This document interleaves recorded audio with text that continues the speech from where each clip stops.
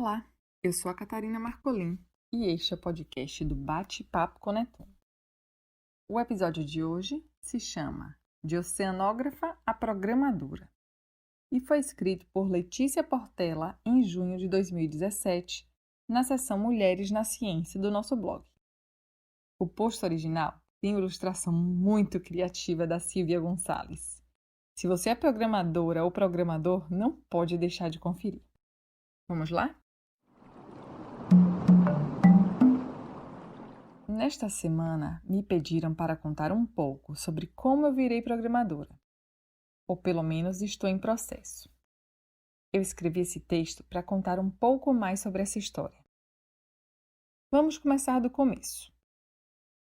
Sou oceanógrafa formada pela Universidade Federal de Santa Catarina em dezembro de 2013. Bom, isso por si só já costuma assustar as pessoas. Oceano o quê? A oceanografia é linda e apaixonante. Aprendi muitas coisas interessantes e me apaixonei por muitas matérias que eram assustadoras. Logo no começo tivemos cálculos, físicas, etc. Quando comecei a trabalhar na área, eu transitei entre a oceanografia geológica e a física. Até que em 2011 consegui um estágio no Instituto de Pesquisa da Marinha e fui definitivamente para a oceanografia física, que é a área mais perto das exatas. Na oceanografia, é muito comum trabalhar com dados matriciais e vetoriais, e para isso é comum utilizar um software chamado MATLAB. Por isso, durante o curso acabei aprendendo um pouco de MATLAB, que é semelhante a uma linguagem de programação, com lógica de loops, condicionais, etc. No entanto, quando eu cheguei na Marinha, conheci 2 oceanógrafos que trabalhavam com Python. Python? Mas o que é isso? Tivemos várias discussões sobre como o MATLAB era um software pago, e na faculdade usávamos a versão pirata, que não era legal. Nessa onda, eles começaram a me falar sobre como o Python seria o futuro da oceanografia, graças à sua maleabilidade, facilidade e ainda por cima era gratuito. Show de bola! Vamos aprender, né? E assim, eu tive o meu primeiro contato com uma linguagem de programação mais propriamente dita. Os meus colegas foram muito espertos, sabe por quê? Todos os dias eles me desafiavam a algo novo. Duvido que você consiga ler esse TXT. Agora faça essa atividade com a menor quantidade de linhas possível, e assim por diante. Eu achava aquilo fantástico, como eles eram criativos. Depois eu descobri que estava tudo online. Ok. Nesse meio tempo, também tive contato com Linux, acesso à distância, Ubuntu, terminais, etc. Um mundo novo foi aberto para mim, e era muito interessante. Voltando do estágio, caí na dura realidade. Ninguém trabalhava com Python, ninguém usava Ubuntu, Linux e não tinha como mudar as coisas. Ok, MATLAB então. Uma das coisas que mais me desmotivou foi ter que aprender as coisas sozinha, travando nas minhas dúvidas e ainda por cima, para aprender algo que as pessoas não viam utilidade dentro da nossa área. No final da faculdade, comecei a trabalhar numa multinacional como engenheira portuária e costeira. MATLAB e Windows na veia. Mas teimosa que sou, comecei a colocar Python no que eu podia. Apesar de afastada dos estudos contínuos, eu gostava muito da linguagem e queria continuar aprendendo, desde que eu fizesse algo útil. Então, eu usei Python para automatizar a produção de mapas num software chamado ArcGIS. Depois, desenvolvi um software para calcular o tamanho de um navio com base em umas tabelas internacionais. E até me aventurei brevemente pela web com o Django. Um belo dia, decidi fazer mestrado. E tomei a decisão de que todos os pré- e pós-processamentos seriam com Python. Também escolhi um modelo numérico que só poderia ser utilizado em ambiente Linux. Então eu me desafiei de verdade. Resolvi sair da preguiça e aprender, nem que fosse sozinha. Mas não foi. Um amigo me ajudou muito e assim fui aprendendo ainda mais e gostando cada vez mais. Nesse meio tempo, o grupo da Python Floripa se formou. Na primeira reunião, pedi para um amigo ir comigo, porque eu tinha medo e vergonha de não saber o suficiente. Na última hora, ele cancelou. Acabei não desistindo e fui no encontro de qualquer forma. Eu era a única menina naquela primeira reunião. E, para melhorar, as palestras foram puramente sobre web.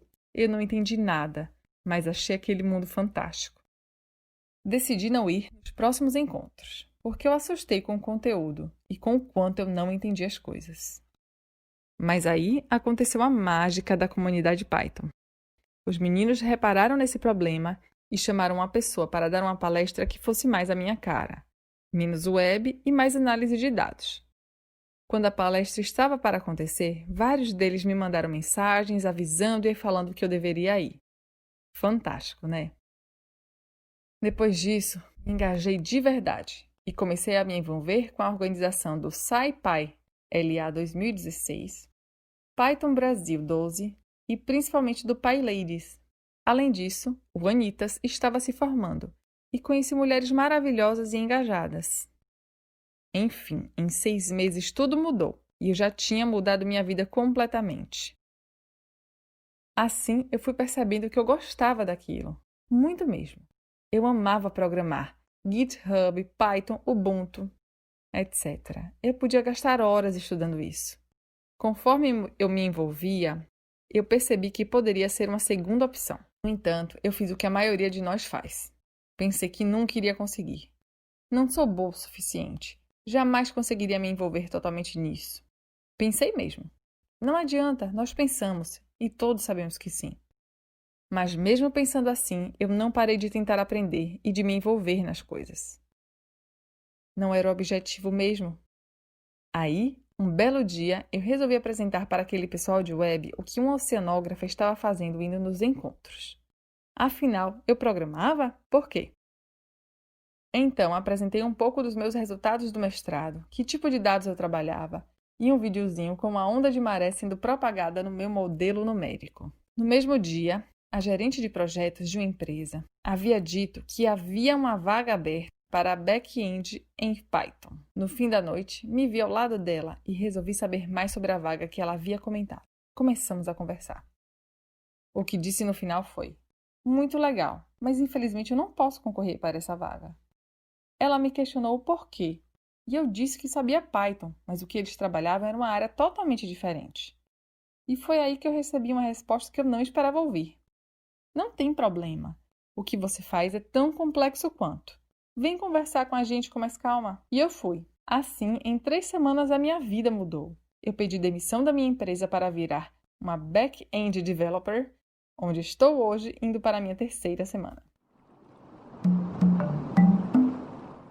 Enquanto eu avisava as pessoas que estava mudando de área, eu fiquei esperando receber "Você está louca?" Mas não foi isso que eu recebi.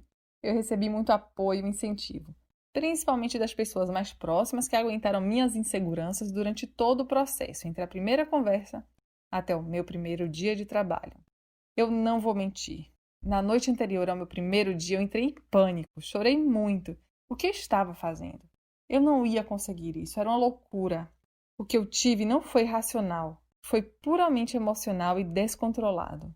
Eu liguei para quem eu sabia que ia me acalmar, e assim me joguei no dia seguinte, com muito medo e uma vontade enorme de querer dar certo. Então, eu gostaria de falar algumas coisas que aprendi nesse processo. A primeira coisa que aprendi é que eu não fiz essa mudança sem medo e sem insegurança. Isso não pode deixar a gente parar de fazer as coisas jamais. Recebi vários comentários dizendo que a minha coragem foi inspiradora e que eu era um exemplo. Eu não me considero exemplo de nada. Vocês não imaginam o medo que eu estava. Mas foi aí que eu percebi que nossos exemplos também têm medo. E isso não é problema nenhum.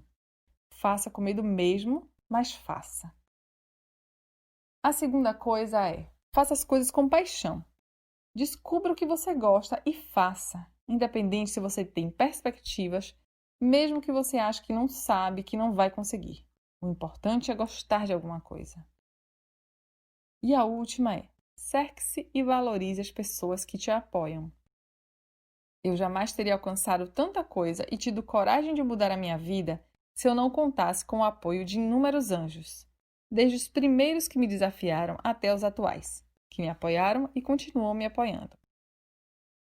Este é um lugar onde decidi compartilhar minha história e tentar ajudar meninos que têm vontade de aprender a programar. Então fique à vontade e eu espero que você se apaixone tanto quanto eu.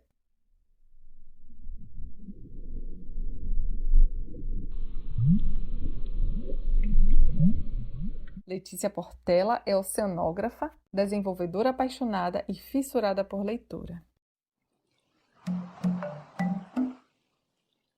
Espero que vocês tenham gostado e continuem nos ouvindo. Na descrição do episódio tem os links para as postagens originais e para as nossas redes sociais e das autoras ou autores de cada texto. Nós adoraríamos ouvir sua opinião sobre o episódio de hoje. Então não deixem de fazer comentários, críticas e sugestões nas nossas redes. Você nos encontra no Facebook e Instagram como Bate-Papo com Netuno. Um forte abraço e até a próxima! Este podcast é produzido por 2 Catarinas, uma Daniele, uma Júlia e agora um Leandro, e toda a equipe do Bate-Papo com Netuno. Eu sou a Catarina Marcolin, a Catarina Mello e o Leandro Santos fazem as edições. E a Daniele Vutke e a Júlia Gonçalves deixam nosso site lindinho para vocês.